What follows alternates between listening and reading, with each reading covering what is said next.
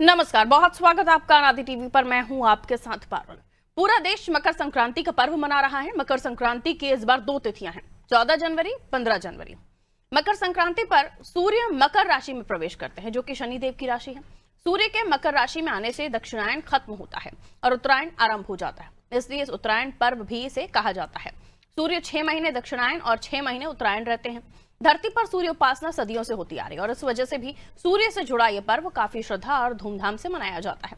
इस दिन पवित्र नदियां जैसे गंगा, यमुना, नर्मदा, कावेरी, गोदावरी, शिप्रा में स्नान करने से मोक्ष की प्राप्ति होती है और अक्षय फल प्राप्त होता है। साथ ही जाने अनजाने में पूर्व जन्मों के किए गए पाप का भी क्षय होता है। इस दिन देवी देवता एक साथ प्रसन्न होते हैं। ऐसा कहा जाता है कि इस दिन मां गंगा धरती पर अवतरित हुई थी और राजा भागीरथ के पीछे पीछे कपिल मुनि के आश्रम से होती हुई गंगा सागर में पहुंची थी। भारत के प्रायः सभी राज्यों में यह त्योहार मनाया जाता है। अलग अलग राज्यों में इसे अलग अलग नाम से पुकारा जाता है। भारत ही नहीं, एशिया के कई देशों में मकर संक्रांति धूमधाम से मनाया जाने वाला पर्व है। आज मकर संक्रांति के अवसर पर इसकी महत्ता, माहौल और उत्सव धर्मिता पर चर्चा करेंगे। हमारे साथ कुछ विद्वान रिपोर्टर्स जुड़ेंगे, उनसे भी हम बातचीत करेंगे।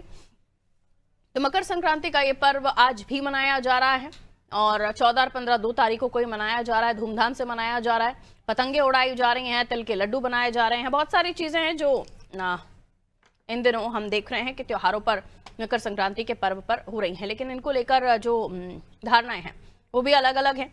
कई लोगों का मानना है कि 2 दिन मनाई जा रही है। कल जैसे हमने चर्चा की थी तो ज्योतिषों ने बताया था कि 14 तारीख को 2:30 बजे के बाद ये शुरू हुई है, क्योंकि देखिए कई जगहों से ये भी खबरें आ रही हैं कि जिस दिन आप ये त्योहार मना रहे हैं, कुछ सालों के बाद मकर संक्रांति, क्योंकि ये ग्रहों की दिशा के हिसाब से, ज्योतिष की गणना के हिसाब से इन तारीखों को तय किया गया था। अब कुछ सालों के बाद अब ये भी सुनेंगे कि 14 नहीं, हम सीधा 15 तारीख को मना रहे हैं। तो ये भी चीजें हैं। आइए इन्हीं को हम और भी ज्यादा समझने की कोशिश करते हैं। हमारे साथ मेहमान भी जुड़ेंगे और फिलहाल हमारे साथ हमारे सहयोगी भी जुड़ रहे हैं, उनकी तरफ हम रुख कर लेते हैं। पवन पाल हमारे साथ प्रयागराज से जुड़ रहे हैं। पवन, प्रयागराज में तो माघ मेले का आयोजन हुआ है, वहां पर तो लोग कल से ही स्नान कर रहे हैं और आज भी सुबह से ही काफी मेला भरा हुआ है। किस तरह का नजारा वहां पर है और आज जब हम मकर संक्रांति का पर्व आज भी लोग मना रहे हैं, तो वहां पर किस तरह के लोगों की सोच है इस बारे में कि 2 दिन मकर संक्रांति का पर्व मनाया जा रहा है? जी पवन। देखिए संगम नगरी प्रयागराज में जो है आध्यात्मिक सबसे बड़े मेले की शुरुआत बीते स्नान पर्व पौष पूर्णिमा से शुरुआत हो गई है और जो है मकर संक्रांति का आज स्नान पर्व है, क्योंकि मकर संक्रांति 2 दिन मानी गई थी, क्योंकि विद्वानों को जो मानना था 14 तारीख को 15 तारीख 2 दिन था, तो 2 दिन लगातार यहाँ पर श्रद्धालु आस्था और पुण्य की डुबकी लगाने के लिए संगम पहुंच रहे हैं, क्योंकि संगम स्नान का जो महत्व है वो महत्व बहुत बड़ी चीज बताया गया है। तो इसको लेकर के यहाँ पर लगातार श्रद्धालु पहुंच रहे हैं। अगर बात की जाए कल की, तो कल जो 14 तारीख को मकर संक्रांति के पर्व पर लगभग 85 लाख लोगों ने आस्था व पुण्य की डुबकी लगाई थी। और आज बात की जाए अगर श्रद्धालुओं की, तो लगातार श्रद्धालुओं की संख्या बढ़ती जा रही है, क्योंकि लगातार यहाँ पर जिस तरह से धूप खिला है, मौसम इस तरह से साफ है, तो श्रद्धालु यहाँ पर पहुंच रहे हैं। आज 10 बजे तक लगभग 35 लाख श्रद्धालु संगम में आस्था और पुण्य की डुबकी लगा चुके हैं। जी मैम। बिल्कुल, आस्था की डुबकी बहुत ही पवित्र मानी जाती है और कहा जाता है कि मोक्ष की प्राप्ति होती है इस दिन स्नान करने से भी, इसलिए बहुत ही ये पर्व महत्वता रखता है। और ख़ास तौर पर संगम नगरी प्रयाग में तो इस दिन काफ़ी ज़्यादा, अमूमन जो आप अभी तक माघ मेले के आयोजन से अभी तक जो लोगों की पहुंचने की तादाद देख रहे होंगे, उससे ज़्यादा ही ये तादाद दिखाई दे रही होगी। और इसको लेकर लोगों के मन में यही विचार रहता है कि मकर संक्रांति के दिन ज़रूर पवित्र स्नान करना चाहिए। गंगा में या जो भी उनके करीब नदी हो वहां पर स्नान वो जरूर करते हैं। और जो लोग बहुत ज्यादा मानते हैं वो प्रयागराज पहुंच जाते हैं माघ मेले में। और क्या आप देख रहे हैं, किस तरह की तस्वीरें आप देख रहे हैं? साधु संतों का पहुंचना हो रहा है, तो वो भी बताइए। जी देखिए संगम की रेती जो है वो तपस्वियों की रेती मानी जा रही है, तो यहाँ पर जो साधु संत हैं वो भी यहाँ पर पहुंचते हैं, साधना के लिए, तपस्या के लिए पहुंचते हैं और गंगा, यमुना, अदृश्य सरस्वती में स्नान करते हैं और दान पुण्य करते हैं, ऐसा माना जा रहा है। बिल्कुल, कल ये कहा जा रहा था कि चूंकि एकादशी और मकर संक्रांति का दिन साथ में था, तो लोगों ने चावल दान नहीं किए या चावल की खिचड़ी दान नहीं की और कई लोगों ने चावल खाए भी नहीं। आज वो दान जो है चावल और खिचड़ी का कर सकते हैं, ये भी बताया जा रहा है। ठीक है, मैं लौटूंगी आपकी तरफ। हमारे साथ हमारे दूसरे सहयोगी भी जुड़ गए हैं, उनकी तरफ भी मैं जाऊंगी। तो देखिए, बहुत ही महत्वपूर्ण है ये विषय जिस पर हम चर्चा कर रहे हैं, क्योंकि हमारी संस्कृति, हमारी परंपरा से जुड़े हुए त्योहार हैं। हमारे साथ और भी मेहमान जुड़ गए हैं, उनका मैं परिचय करा दूं। डॉक्टर सौम्या दीक्षित ज्योतिषाचार्य हैं, बहुत स्वागत करती हूं डॉक्टर सौम्या आपका। और साथ ही ममता बोथरा जी, डॉक्टर ममता बोथरा जी हमारे साथ जुड़ी हैं, आप भी ज्योतिषाचार्य हैं, आप दोनों का बहुत बहुत स्वागत करती हूँ। डॉक्टर सौम्या, आपसे मैं अगर चर्चा करूं ये सवाल कि क्यों आखिर इस बार हमने 2 दिन जो मकर संक्रांति है उसका पर्व मनाया, इसकी महत्ता भी बताइए, और जो ये दिन परिवर्तन हुआ है इसको भी लेकर जानकारी दीजिए जी।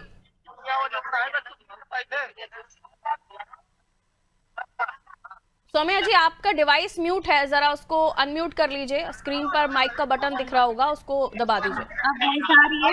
जी, आपकी आवाज आ रही है। हाँ जी।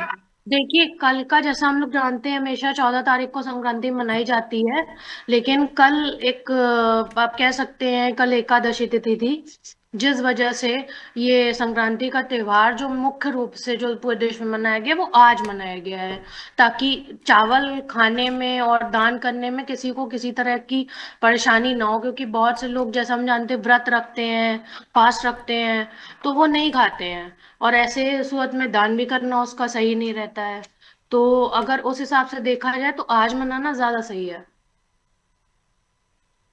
क्या महत्वता बताएंगी आप, हमारे सनातन धर्म में, संस्कृति में ये जो पर्व है ये कितनी महत्ता रखता है, और इस पर्व के पीछे की क्या कहानी है, क्यों हम ये दिन मकर संक्रांति के रूप में मनाते हैं जी सौम्या जी? हाँ जी। देखिए, ये मतलब जो मकर संक्रांति का पर्व होता है बहुत ही ज्यादा महत्वपूर्ण होता है। इसमें सबसे बड़ी बात तो ये होती है कि सूर्य जो हमें दक्षिणायन चल रहे होते हैं, उत्तरायण आ जाते हैं। तो जी उसके बाद से क्या होता है, जो हम लोग के जो मतलब अच्छे कार्य होते हैं, जिनको हम लोग शुभ कार्य मानते हैं, जैसे शादी है, विवाह है, इस तरह के कार्य प्रारंभ हो जाते हैं इससे। और उसके बीच में जो मास रहता है वो हमारा खरमास होता है, जिसमें सूर्य गुरु के सामने आ जाते हैं। गुरु जो हमें देव गुरु माने जाते हैं नवग्रह में, उसके सामने जी आ जाते हैं, इसलिए वो खरमास कहा जाता है। जब जैसे ही सूर्य का प्रवेश मकर राशि में होता है, वैसे ही वो गुरु के जस्ट 180 डिग्री पॉइंट से वो अलग हट जाते हैं। तो वो दोष खत्म हो जाता है और पुनः जो है शादी विवाह के कार्यक्रम शुरू हो जाते हैं। ये इसका सबसे बड़ा महत्व है। ओके। पंडित राकेश पांडे जी भी हमारे साथ जुड़ गए हैं, ज्योतिषाचार्य हैं आप। पंडित जी, बहुत बहुत स्वागत करती हूँ आपका। बाकी मेहमान हमारे साथ पहले से जुड़े हुए हैं, ममता जी भी जुड़ी हुई हैं, मैं एक सवाल उनसे ले लूँ, उसके बाद आपकी तरफ आऊंगी। डॉक्टर ममता बोथरा जी, आप क्या बताना चाहेंगी, मकर संक्रांति पर कौन से सरल उपाय हो सकते हैं, और किन चीजों का जो दान है वो श्रेष्ठ माना गया है इन दिनों?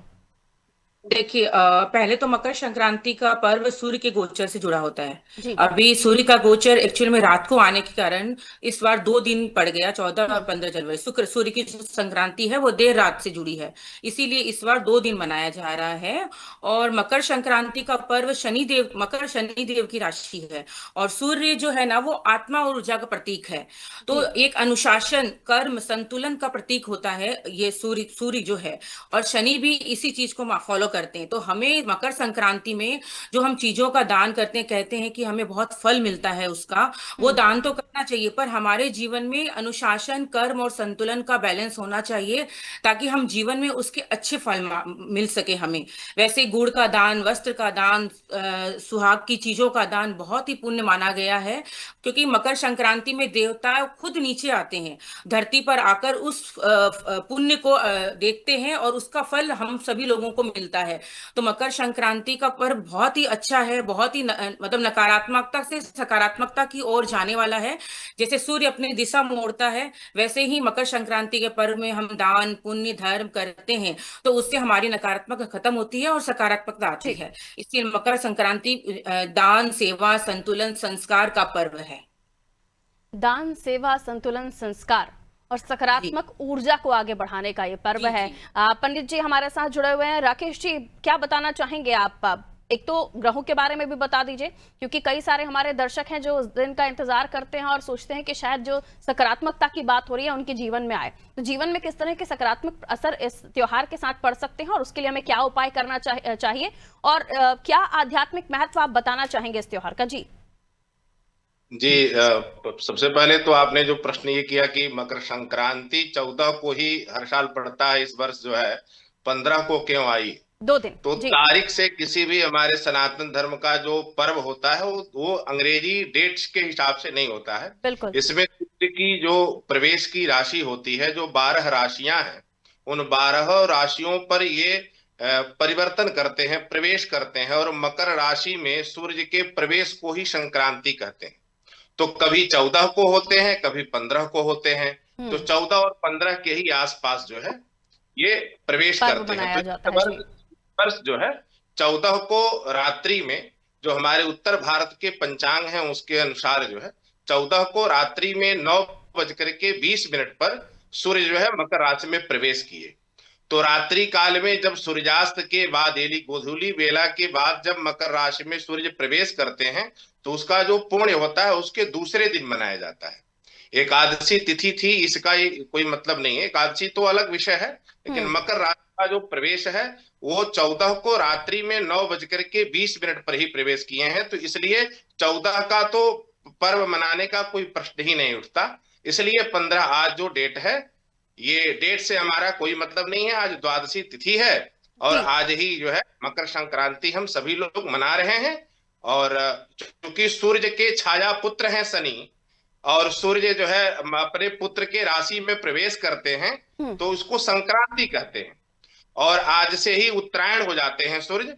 तो उत्तरायण में देवताओं का जो दिवस होता है, उत्तरायण में वो देवताओं का दिवस होता है, और दक्षिणायन में राक्षसों का जो है। इसीलिए यह जो पहले से हमारे यहाँ शास्त्रों में नियम बनाया है कि खरमास यानी धनु की जब संक्रांति आ जाती है, बृहस्पति पीड़ित हो जाते हैं, सूर्य को जो है बृहस्पति अस्त कर देते हैं, तो हमारा जो शुभत्व है बृहस्पति का वो कम हो जाता है। इसलिए कोई भी मांगलिक आदि कार्य जो है धनु की संक्रांति में नहीं करना चाहिए।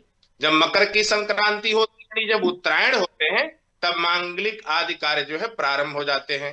तो इसमें मकर संक्रांति के दिन गंगा स्नान, तीर्थ स्नान कहीं भी न जा पाए तो अपने घर में ही जो पात्र हैं स्नान के, उसमें खाली पात्र में पहले गंगा जल डाल दें और गंगा जल के बाद जल मिला दें। तो गंगा जल में जल मिलाने से वह पूरा जो है गंगा जल ही हो जाता है।